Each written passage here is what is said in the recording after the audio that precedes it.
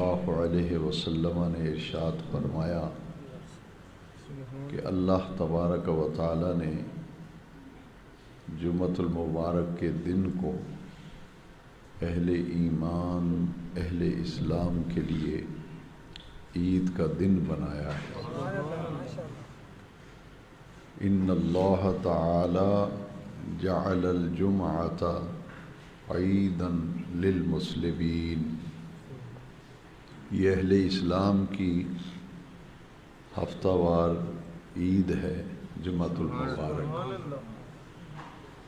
اور سید الایام جمعۃ المبارک کو ہفتے کے 7 دنوں کا سردار اور امام بنایا گیا، سید الایام۔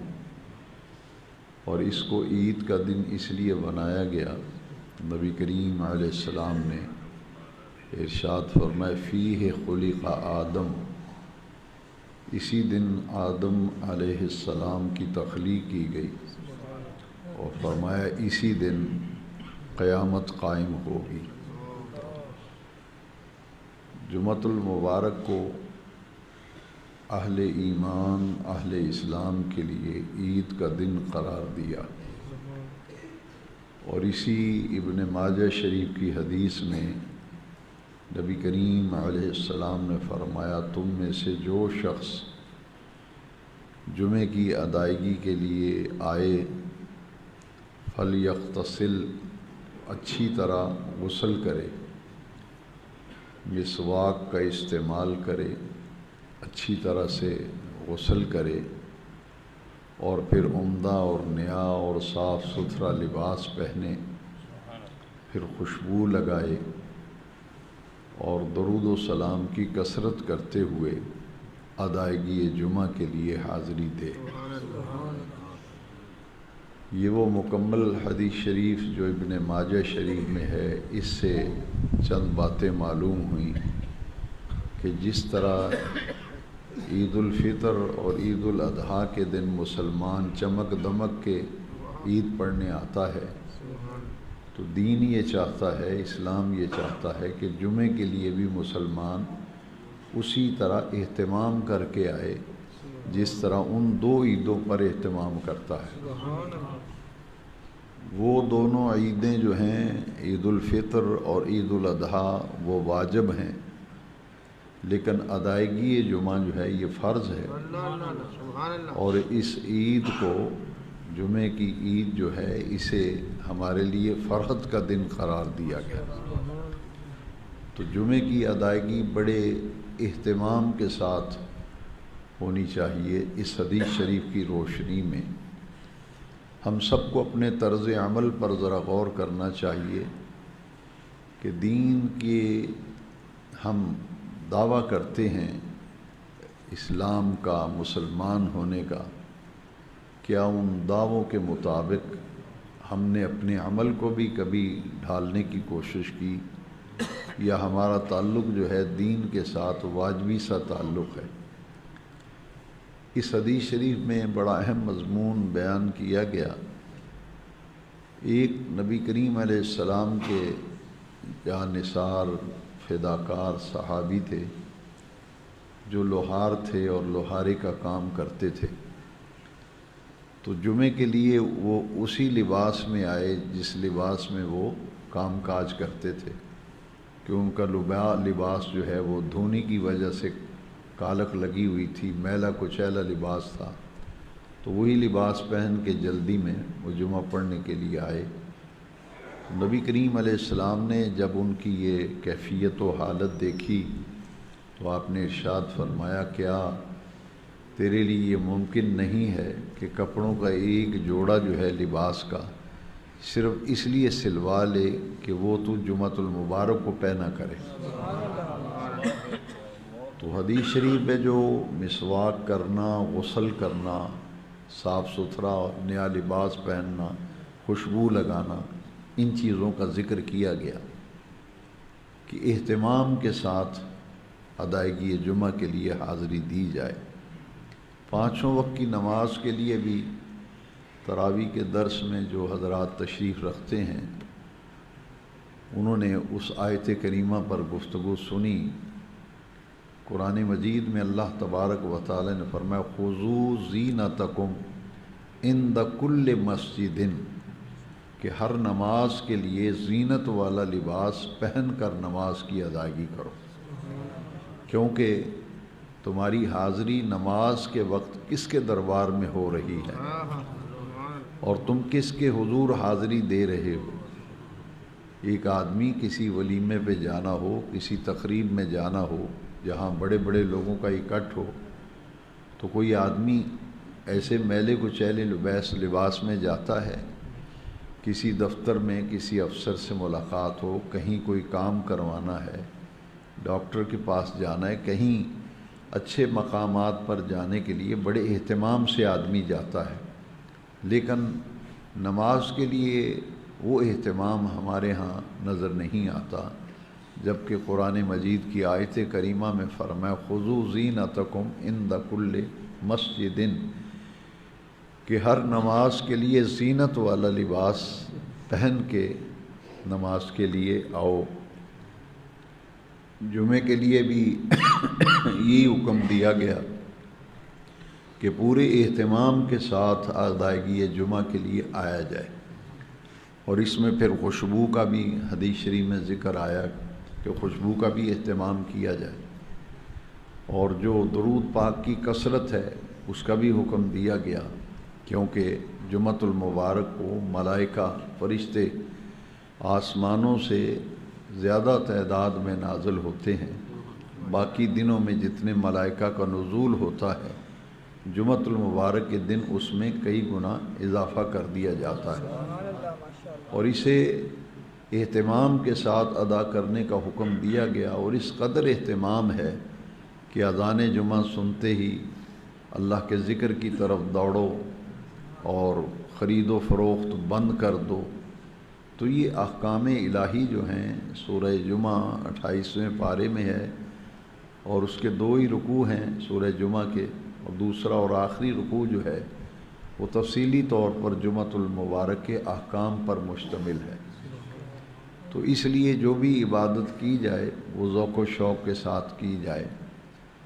یہ جو حضور نے حکم دیا کہ جمعے کے دن مسواک کرو، غسل کرو، لباس اچھا پہنو، خوشبو لگاؤ، اس کی اہمیت اس حدیث شریف سے ہم آسانی سے سمجھ سکتے ہیں۔ میں نے طہارت پہ کئی درسوں میں ساتھ ساتھ گفتگو چلتی رہتی ہے۔ رات میں نے ایک حدیث شریف پڑھی کہ ایک صحابی نے عرض کیا کہ حضور میرے رزق میں برکت نہیں ہے، مجھے کمائی اور آمدن ضرور ہے لیکن کھلا رزق نہیں آتا، میں چاہتا ہوں کہ کھلی آمدن ہو میرے پاس، میری روزی میں برکت ہو۔ تو حضور نے انہیں جو عمل ارشاد فرمایا وہ ایک ہی عمل ارشاد فرمایا، کوئی تسبیحات اس حدیث میں تسبیحات نہیں بیان فرمائی کہ یہ پڑھا کرو اور یہ پڑھا کرو، بس حضور نے ایک ہی حکم دیا، فرمایا ہر وقت باوضو رہا کر۔ آپ نے فرمایا ہر وقت باوضو رہا کر، تیرے باوضو رہنے کی وجہ سے اللہ تبارک و تعالیٰ تیری روزی میں برکت عطا فرمائے گا۔ کیا بات، کیا بات، واہ واہ۔ تو یہ حدیث شریف جب میں نے پڑھی تو مجھے یہ احساس ہوا کہ رمضان شریف تو بڑا ہی رحمتوں اور برکتوں والا مہینہ ہے جو تیزی سے گزر رہا ہے، اس کا ایک ایک لمحہ، ایک ایک گھڑی، ایک ایک ساتھ بڑی قیمتی ہے، بڑی قیمتی ہے۔ ہمارے پیارے نبی کریم صلی اللہ علیہ وسلم اس رمضان شریف میں باقی تمام جتنے آپ ورد وظیفے ہم کرتے ہیں تو حضور رمضان شریف میں ایک عمل بہت زیادہ کرتے تھے، باقی تمام جو وظائف تھے اوراد تھے ان پر حضور اس عمل کو فوقیت دیتے تھے، وہ عمل تھا تلاوت قرآن۔ صحابہ کرام فرماتے ہیں، حضرت ام المومنین حضرت عائشہ صدیقہ رضی اللہ عنہ کی بھی روایت ہے کہ میں دیکھتی تھی کہ نبی کریم علیہ السلام اس مہینے میں تمام وظائف سے بڑھ کر جس عمل کو حضور اختیار فرماتے تھے وہ قرآن مجید کی تلاوت تھی، کیونکہ نزول قرآن کا مہینہ ہے، اور آپ کی تلاوت قرآن کی یہ کیفیت تھی کہ حضرت جبریل امین حضور سے قرآن مجید کا دور کرنے کے لیے حاضر ہوتے تھے، قرآن مجید کا دور کرتے تھے جبریل امین حضور کے ساتھ۔ اور جس سال میرے نبی کریم صلی اللہ علیہ وسلم کا وصال ہوا تو اس سے پہلے جو رمضان شریف آیا اس میں نبی کریم علیہ السلام نے 2 مرتبہ جبریل امین سے دور کیا تھا۔ تو ہر رمضان شریف میں ایک قرآن مجید کا دور کرتے، لیکن اس سال جو وصال سے قبل آخری رمضان شریف آیا نبی کریم علیہ السلام کی ظاہری حیات میں، اس میں حضور نے 2 مرتبہ دور فرمایا قرآن مجید کا۔ اور کتنے اولیاء کاملین کا یہ موجود ہے تذکروں میں کہ رمضان شریف میں پورے دن میں ایک ایک قرآن بھی ختم کرنے والے اولیاء اللہ گزرے ہیں۔ تو صوفیاء کرام فرماتے ہیں چونکہ تمام وظیفوں اور تمام تسبیحوں اور اوراد سے نبی پاک سب سے زیادہ جو وظیفہ اور عمل کرتے تھے وہ تھا تلاوت قرآن، لہٰذا صوفیاء کرام نے پھر ہمارے لیے ایک نصاب بنایا آسانی کے لیے کہ ہمیں چاہیے کم از کم 1 پارہ تو ضرور پڑھیں روز کا، 1 پارہ تو مشکل نہیں، اور اس میں یہ کہا کہ آدھا پارہ صبح کے وقت پڑھ لیا جائے، آدھا پارہ شام کو پڑھ لیا جائے، اور پھر اس میں مزید آسانی کی کہ جب بھی نماز کے لیے آئیں تو جماعت کھڑی ہونے میں اگر وقت ہے تو آپ قرآن مجید رمضان شریف میں تمام وظیفوں میں سے سب سے زیادہ اہمیت جو ہے وہ قرآن مجید کی تلاوت کی ہے۔ ایک درس میں میں نے عرض کیا تھا کہ تراویح میں جو قرآن مجید کی منزل سنی جاتی ہے اس میں بھی ایک لاجک ہے، وہ یہ ہے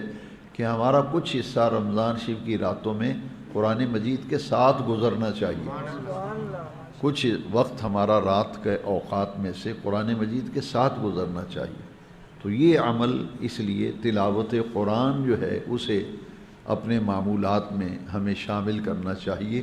اور کثرت سے اس مہینے میں قرآن پاک کی تلاوت کرنی چاہیے۔ بڑی تیزی سے یہ مہینہ گزر رہا ہے، آپ دیکھیں کہ آخری عشرہ جو ہے وہ تو حدیث شریف میں ہے کہ آخرہ عتق من النار، یہ تو جہنم سے بالکل آزادی کا عشرہ ہے، اور اس عشرے میں ذمہ داری بڑھ جاتی ہے، جیسے اعتکاف آخری عشرے کا ہے، پھر آخری عشرے کی طاق راتوں میں لیلۃ القدر کی تلاش ہے جی، پھر آخری عشرے میں صدقہ فطر دیا جاتا ہے۔ تو اعتکاف جو ہے یہ آخری عشرے کا، یہ دراصل لیلۃ القدر کی تلاش کے لیے ہے، اور اس کا اجر اتنا ہے کہ جو اللہ تبارک و تعالی جل مجد الکریم کی رضا اور خوشنودی کے لیے آخری عشرے کا اعتکاف کرتا ہے اس کو 2 حج اور 2 عمروں کو ثواب ملتا ہے۔ اور اس کی اتنی اہمیت ہے کہ نبی کریم صلی اللہ علیہ وسلم نے رمضان شریف کے روزے فرض ہونے کے بعد جتنے بھی رمضان شریف آئے حضور نے کبھی بھی اعتکاف کا ناغہ نہیں فرمایا، حضور خود اعتکاف تشریف فرما ہوتے تھے۔ ایک سال آپ کسی مہم کی وجہ سے اعتکاف نہ کر سکے تو آخری جو رمضان شریف آقا کریم صلی اللہ علیہ وسلم کی ظاہری حیات طیبہ کا جو آخری رمضان شریف تھا اس میں حضور نے پھر 20 دن کا اعتکاف کیا تھا۔ تو ایک ایک لمحہ اس مبارک مہینے کا قیمتی ہے، اور اللہ تبارک و تعالی رمضان شریف کے مہینے کو اہل ایمان کے لیے ایک ایسی نعمت بنائی ہے کہ قرب الہی حاصل ہو، اللہ تبارک و تعالی سے جو تعلق بندگی ہے وہ مضبوط اور مستحکم ہو۔ وہ تبھی ہوگا جب اس مہینے کو ہم ایسے گزاریں کہ اس کے ایک ایک لمحہ جو ہے ہمارے لیے نفع بخش ہو،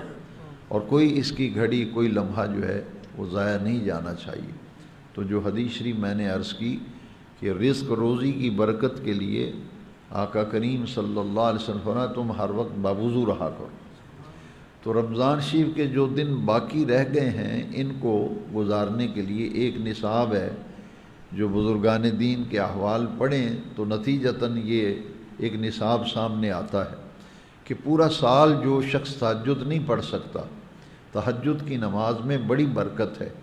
روحانیت کا ارتقاء جو ہے اور نورانیت کا ارتقاء جو ہے بندے کے مزاج میں، روح میں، قلب میں، دل اور دماغ میں جو نورانیت اور روحانیت پیدا ہوتی ہے اس کے لیے تہجد سے بہتر کوئی عمل نہیں، تہجد سے بہتر کوئی عمل نہیں۔ اسی لیے تمام صوفیاء کرام جو ہیں وہ راتوں کو جاگنے والے ہوتے تھے، وہ رات کو اٹھتے تھے اور تھوڑی دیر کے لیے رب کو منانے کے لیے اور رب کی رضا کے لیے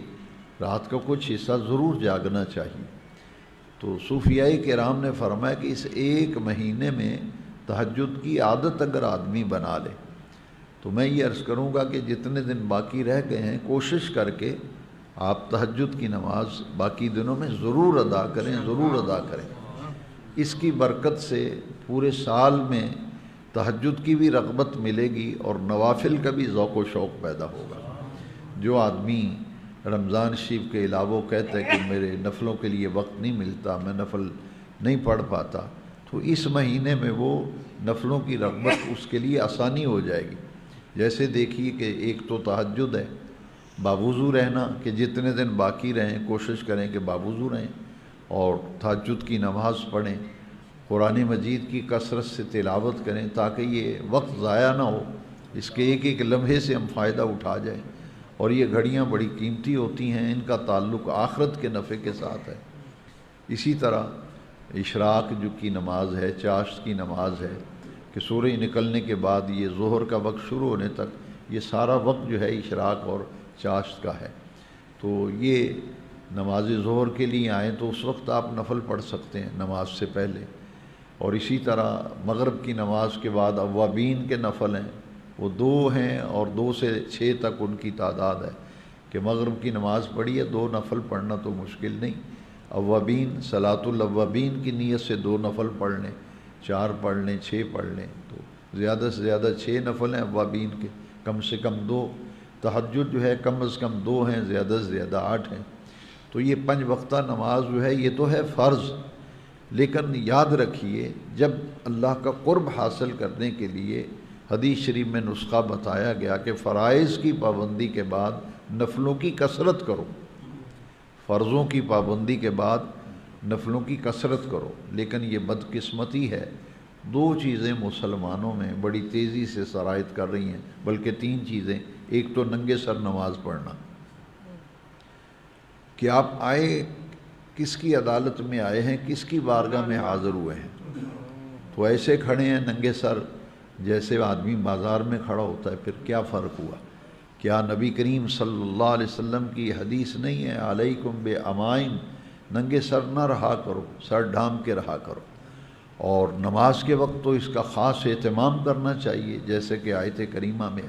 تو دیکھا دیکھی یہ رواج پڑ گیا، میں نے آپ کو دیکھا، آپ نے مجھے دیکھا، عادت پڑ گئی ننگے سر نماز پڑھتے۔ تو اس کی حوصلہ شکنی ہونی چاہیے۔ اور کون حوصلہ شکنی کریں گے؟ نمازی۔ اس کا طریقہ کیا ہے؟ ادع الی سبیل ربک بالحکمہ والموعظۃ الحسنہ، بڑی حکمت اور دانائی کے ساتھ اور نرم لہجے میں سمجھانا چاہیے کہ بھائی ننگے سر نماز پڑھنا نبی کریم علیہ السلام پسند نہیں فرماتے تھے، یہ لفظ استعمال کرنے چاہیے کہ حضور ننگے سر نماز پڑھنے کو پسند نہیں فرماتے تھے، اور ساتھ نرمی سے مسئلہ سمجھا دیں کہ آپ کے پاس ٹوپی نہیں ہے، رومال نہیں ہے، عمامہ نہیں ہے، تو پھر آپ کی ننگے سر نماز ہو جائے گی۔ لیکن سب کچھ گھر میں موجود ہے تو پھر جان بوجھ کے آپ ننگے سر نماز پڑھتے ہیں، تو یہ اس کی تبلیغ کرنی چاہیے اور اس کی حوصلہ شکنی کرنی چاہیے، لوگوں کو بتانا چاہیے۔ دوسرا عمل ہے کہ پہلے تو لوگ نفل نہیں پڑھتے تھے، لیکن اب میں کچھ عرصے سے دیکھ رہا ہوں کہ ہماری مسجد میں بھی یہ جراثیم آ گئے کہ میں دیکھتا ہوں کہ اب کئی لوگ سنتیں بھی نہیں پڑھتے۔ تو اس وقت بہت تکلیف ہوتی ہے دیکھ کے کہ یہ کبھی کسی نے سوچا نہیں کہ سنت ہے کس کی، یہ جو سنتیں چھوڑ رہے ہو یہ تو پیارے نبی کریم علیہ السلام کی سنتیں ہیں اور حضور کا طریقہ ہے۔ اور یہ حدیث ذہن میں رکھیں، نبی کریم صلی اللہ علیہ وسلم من احیا سنتی عند فساد امت فلہ اجر مئات شہید، جب لوگ میرے طریقوں کو چھوڑیں گے، یہ طریقے کو چھوڑا ہے کہ سنتیں چھوڑ کے جا رہے ہیں، اب جو سنتیں چھوڑ رہے ہیں تو ایک آدمی سنتیں پڑھتا ہے، تو حضور فرمایا ایسا دور، ایسا زمانہ جب لوگ میری سنتوں کے معاملے میں سست ہو جائیں گے، غافل ہو جائیں گے، میری سنتوں کو ترک کریں گے، اس دور میں جو میری ایک سنت کو زندہ کرے گا فلہ اجر مئات شہید، اس کو 100 شہید کا اجر ملے گا۔ جب آ ہی گئے ہیں مسجد میں اللہ کی توفیق سے تو پھر نماز تو پوری پڑھیں۔ تو اسی طرح لوگ پہلے نفل چھوڑتے تھے، اب سنتیں چھوڑتے ہیں۔ جمعے میں ایسا رواج پڑ گیا کہ 2 فرض پڑھ کے لوگ نکل جاتے ہیں۔ میں ان سے یہ کہتا ہوں کہ میرے آقا کریم صلی اللہ علیہ وسلم کی احادیث مبارکہ سے جو جمعے کی رکعتیں حضور کی احادیث مبارکہ میں بیان کی گئی ہیں وہ تو سنتیں ہیں نبی کریم علیہ السلام کی، اور سنتیں مؤکدہ ہیں۔ جمعے کی جتنی سنتیں ہیں ان میں کوئی بھی غیر مؤکدہ نہیں ہے، ساری سنتیں مؤکدہ ہیں۔ جمعے کی نماز سے پہلے جو 4 سنتیں ہیں وہ بھی مؤکدہ ہیں، بعد کی 4 بھی مؤکدہ ہیں، بعد کی 2 جو ہیں وہ بھی مؤکدہ ہیں، البتہ 2 بعد میں جو ہیں وہ نفل ہیں۔ تو نفلوں کا فائدہ یہ ہے کہ میں نے کئی مرتبہ یہ حدیث شریف سنائی ہے کہ جس کے فرض پورے نہیں ہوں گے اللہ تبارک و تعالیٰ فرمائے گا اس کے نفل دیکھو، اگر نفل ہوئے تو اللہ کریم ارشاد فرمائیں گے کہ ان کے نفل ڈال کر کے ان کے فرض پورے کر دو۔ اور پھر دعا جو ہے عبادت کا مغز ہے۔ یہ 2 حدیثیں میں کہتا ہوں کہ آپ دل پر لکھ لیں اور پھر سوچیں، جو دعا مانگے بغیر چلے جاتے ہیں، پھر آپ اپنے دل سے پوچھیں کہ کیا ہمیں بھی ایسے ہی طرز عمل اختیار کرنا چاہیے۔ 2 حدیثیں بڑی چوٹی کی ہیں۔ ایک تو یہ ہے کہ الدعاء مخ العبادہ، دعا عبادت کا مغز ہے، اور دوسری حدیث میں الدعاء هو العبادہ، دعا جو ہے یہ خود عبادت ہے۔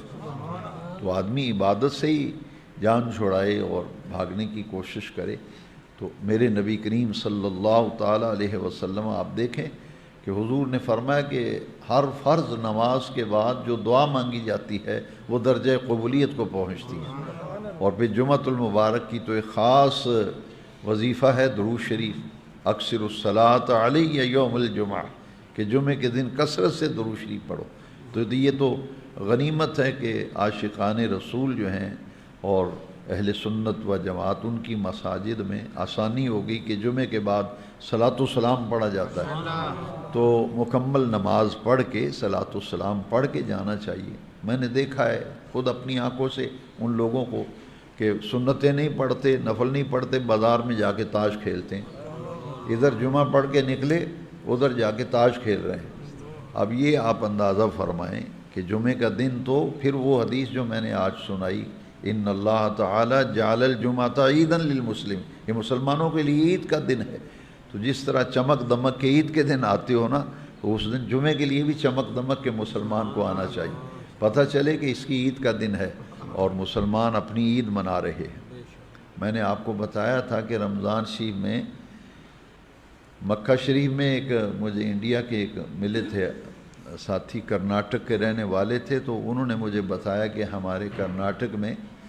آپ کو جو ہے صبح صبح ہی گوشت ختم ہو جاتا ہے۔ اور میں نے کہا کہ اس کا کیا فلسفہ ہے؟ کہتا ہے کہ صبح صبح جائیں گے تو گوشت ملے گا ورنہ نہیں ملے گا۔ کہتا ہے غریب سے غریب آدمی بھی